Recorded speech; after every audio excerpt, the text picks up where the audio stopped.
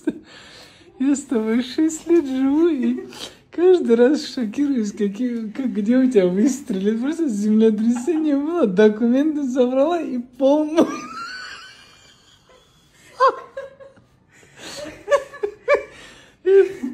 Полную чем быть, если дом разрушится?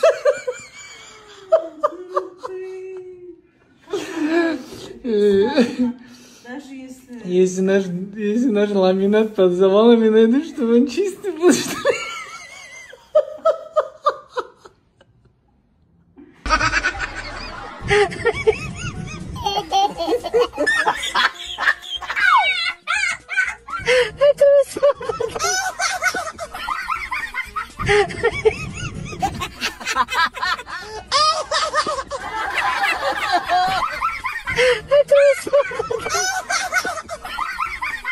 Это